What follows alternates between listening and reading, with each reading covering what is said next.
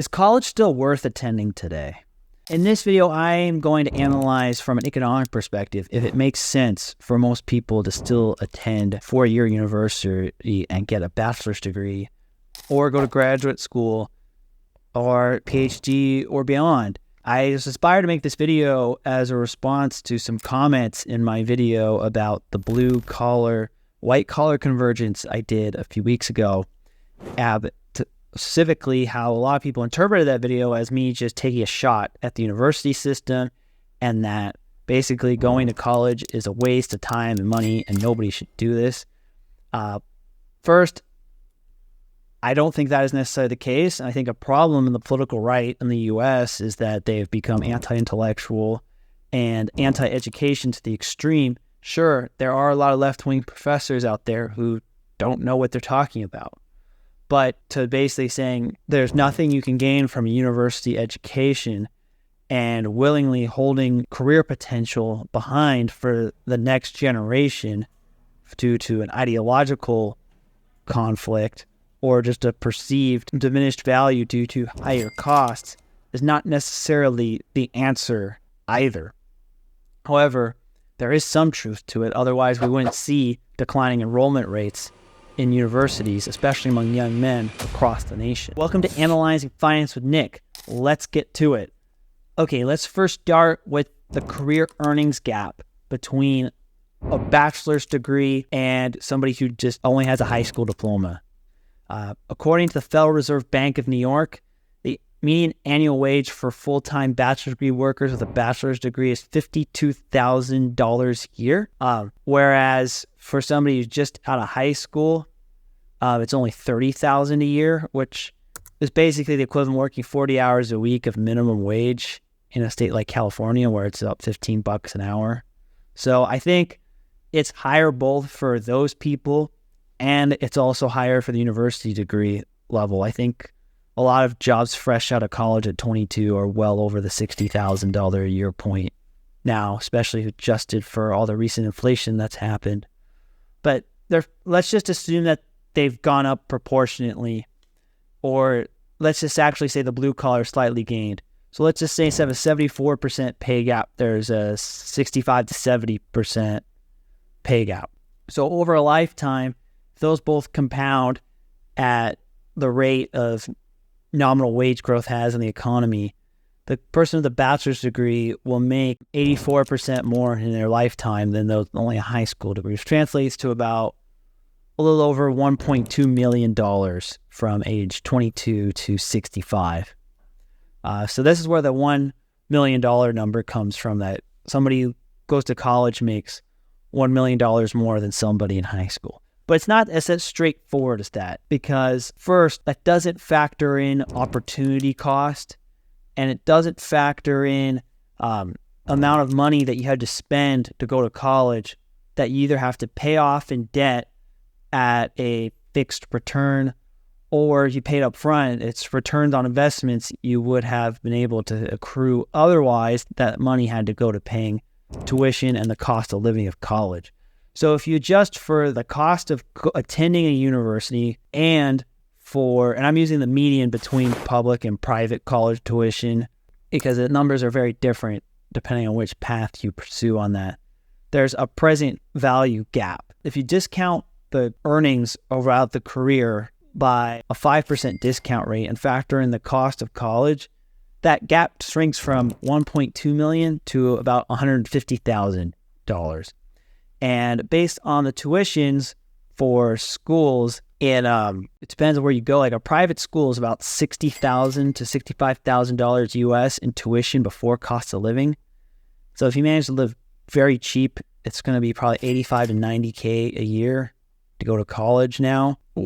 Whereas in a public school, like a good public school like UCLA or UC Santa Barbara, the tuition will be about $14,881 per year, and then the cost of living will probably be about another $15,000. So let's just say it's $30,000 a year to go to a good public university. And so basically the benefit is the same cost as 4 years of going to the public university. in terms of present value. You do get some sort of payout above that. That's what the present value formula comes from. For private schools, that number basically washes out because I use the median average of the two to get that number. So if you go to a private school, your present value is probably 0 for university if you are an average student with an average payout.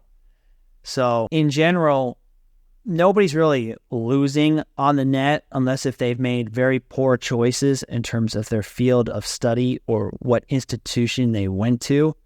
But the gains aren't as strong as they look on the surface level with the $1 million difference in pay. So the question is not that, the answer is no, it's not worth it for everybody to skip college. That's what we've answered. It is worth it for a large percentage of young people to still go to college. The question is that what circumstances does it make sense to go to college? There's a few things I would look at. First, let's look at the pay for students who go to top 50 universities.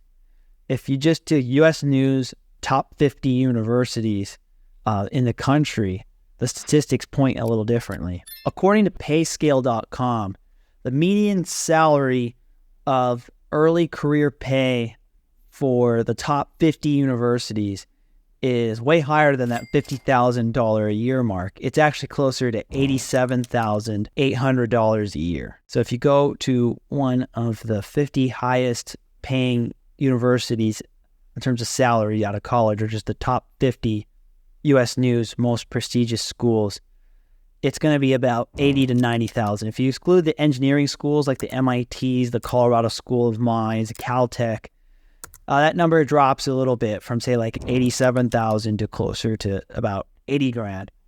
But that's still considerably higher than the 50 grand. And if you run the numbers on that, then the payout is much more favorable of going to college. So that's one thing. It definitely makes sense. If you get into a U.S. News top 50 university, it makes sense to go to college, hands down.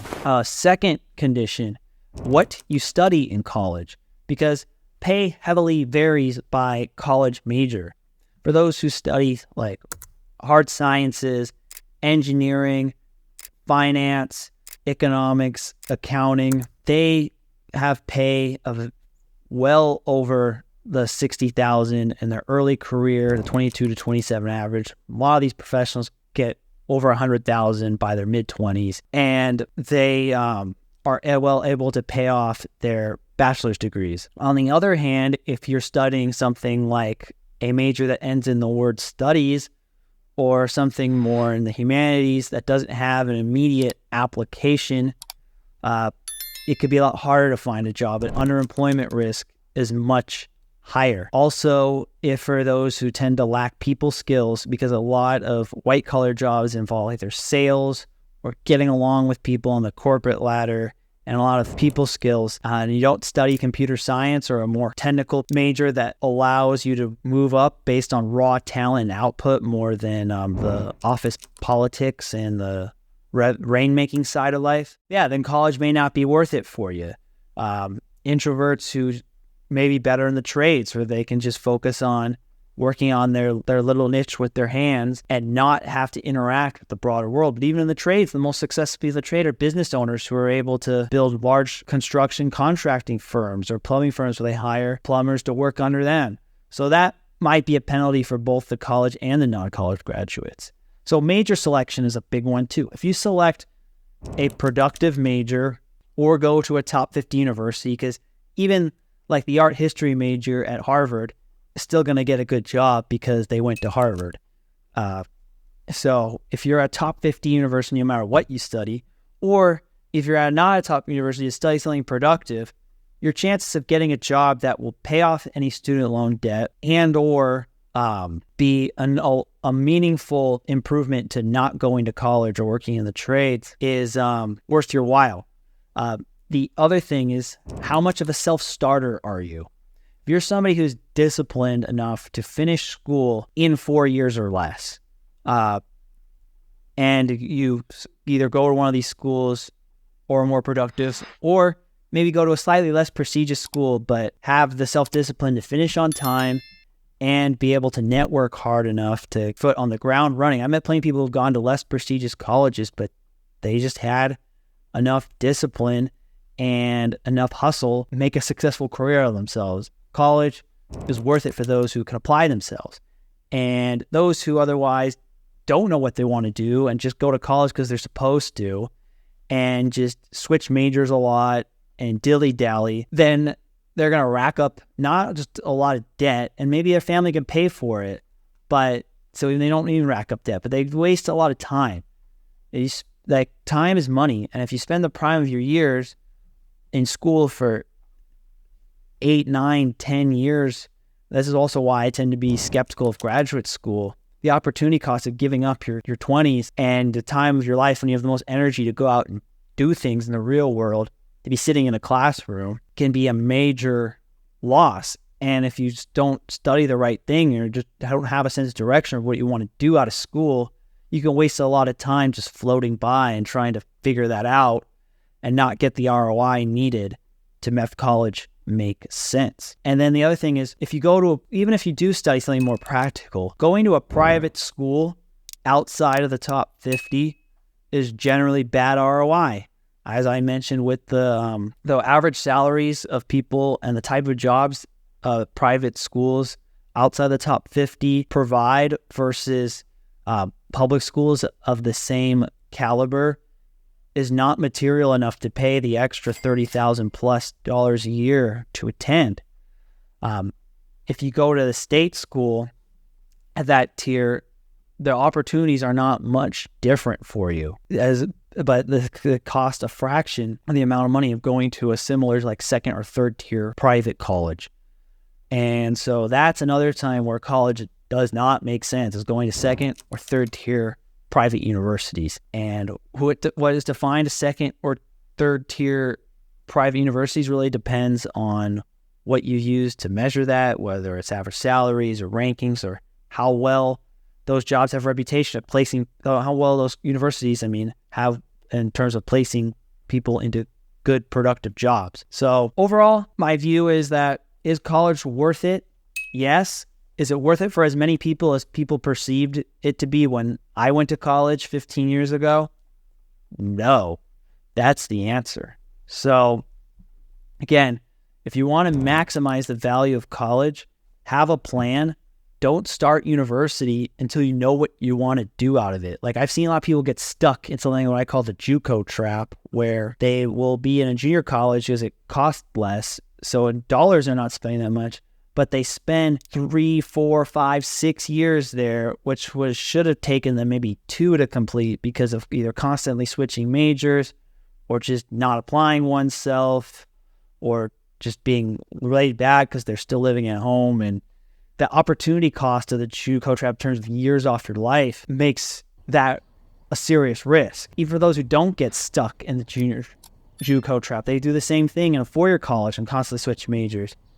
It's the same time opportunity cost, but there's also a much bigger financial cost because tuition is much higher in those circumstances. And then people who drop out because they realize, I didn't want to do what I originally planned, but I don't have enough money to finish on the new changed major, or I too busy focusing on partying or other things I shouldn't have in college. I failed out. Now my family really won't help me, or I'm not going to be able to afford to go back to college because I lose my scholarship, or I'm not going to be able to get funds or loans to go back again. That's a way people get trapped. Like, not going to college and not finishing is probably the worst scenario. And there's a large percentage of Americans who do that. It's either you go all the way and finish, or you're better off not doing it at all. And if you are going to do it, there's basically 3 paths to success. Go to a top 50 university, study a practical major, either a top 50 university or a lower tier university that is public, or 3, have a plan of what you exactly want to do and how you're going to go about doing it. Some people, they are more suited for the trades than going to college, especially if they prefer something more physical versus an office type environment for their work. or they just are not academically inclined enough to fit in the first three categories. And that option should be made more available. It shouldn't just be the default no matter what your grades were in high school, no matter what your academic inclination is, that you should go to college. At the same time, a lot of conservative influencers think that it never makes sense to go to college. No, it makes sense if you, again, study the right things, go to the right school, and have a plan of attack.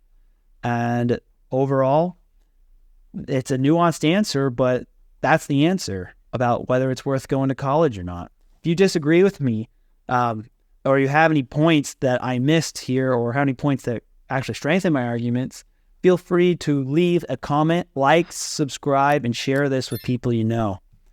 Thanks for watching.